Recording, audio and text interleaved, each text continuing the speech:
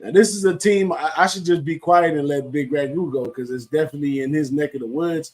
But Gus Malzahn, I love this guy, man. Gus Malzahn, I like his intensity. He strategizes. He's a quality coach. He's in his third year at UCF. He was 9-5 last year. He's 6-2 in the conference. He's 18-9 overall, 12-2 at home, and he's 5-6 away. He's returning 8 on offense, 7 on defense, which is great. But he did do a little digging in the transfer portal and grabbed 19. What do you think about this UCF team? New offensive coordinator Dan Henshaw and first-year DC Addison Williams. He stepped up and promoted to instead of Cole, he's going to be the DC. So, what do you think about what they got going on here in Central Florida? Well, UCF's a big play offense, as we know.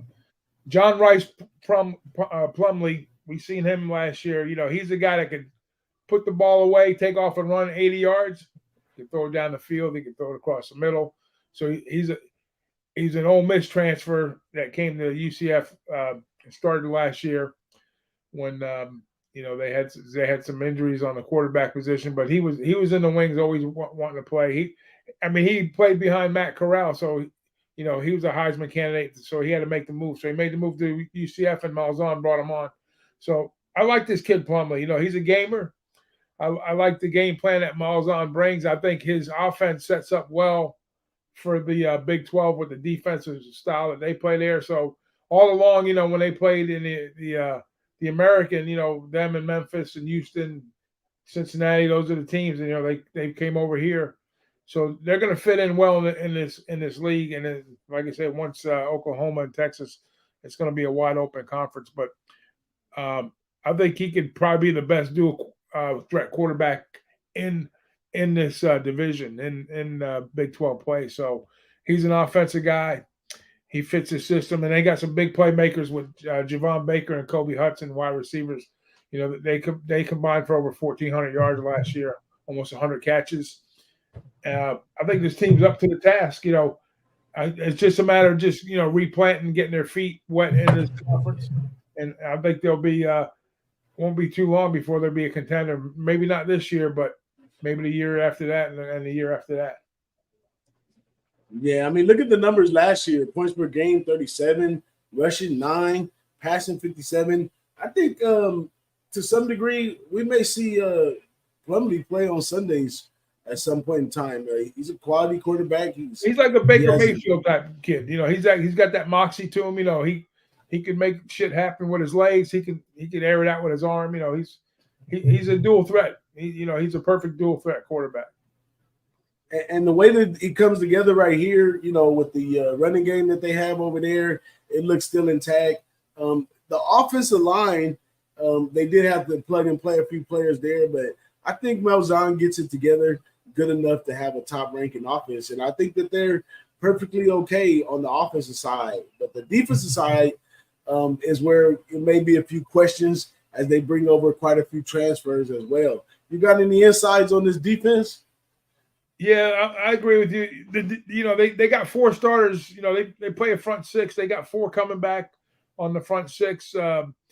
And the thing is, with the new, I'm not sure about the new look of the DC here. I haven't done my homework on him yet. But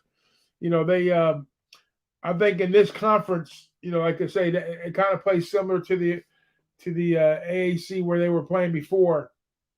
But the talent level was a little higher over here, but now I think all things being equal, I think the defense, I think their numbers will mix in pretty good in this conference, and I think they'll probably wind up in the middle somewhere. They're not going to be a top tier defense here, but I think there's enough offense that it's not going to put a big burden on the defense early on. But if the offense stutters a little bit, then I can see the defense getting wore down in certain games, in the bigger games, like when they're playing Texas. Well, let's look at this. Well, we haven't looked at their schedule yet, but we'll have to look through the schedule and see when the win total comes. But I think the defense they'll be up to the task here. But I'm not sure about the new DC. I'm not too familiar with him. I got to see his schemes and see what how they attack these offenses. Well, he's a promote up, so he's pretty much with the same system. It's just he has a different role this year. But they say the defensive line might be one of the best defensive lines they had in a while. So we'll keep that out in mind as we look at the season total. A solid 7 for this team. It seems like I don't know how we're gonna get all these 8-win teams in the Big 12 unless they just kill them out of conference. So first 3 games, these out of conference games of the season, we might have to lean Big 12 teams. Yeah, possibly. Yeah, well, that's what I've noticed. Like all the coaches, have had a lot of success out of conference. ATS numbers now, not just wins, ATS. So that bodes well. So, you got to bet them those first 3 weeks. You're going to look at some crazy numbers probably, when they're playing.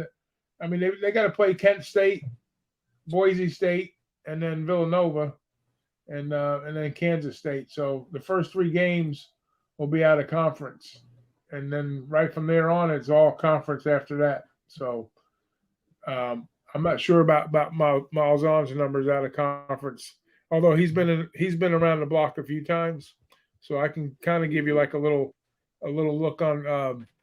Let's see, Miles On's numbers, not spectacular, believe it or not. I mean, 95 and 47 overall. He's like 70 and 70 ATS, against the number. So all his numbers are similar, but they're like middle type numbers. So you're not going to make a ton of money betting Miles On. Home dog, 64%. Away favorites, 17-11, 60%. So not anything better than 60 is decent. Like 64, 65%, those are good numbers. But he's got 2 of those. He's got home dog, 64%, away favorite, 60%. So. Hey, and we can't take away the element of surprise, being that he's coming over from the AAC. Respect the unknown here with this team because you don't know what's going to happen. Yeah, don't take away the element of surprise. With all the new teams in the Big 12, BYU, Cincinnati, UCF, you got to be careful of the element of surprise. But let's keep it moving. Sure.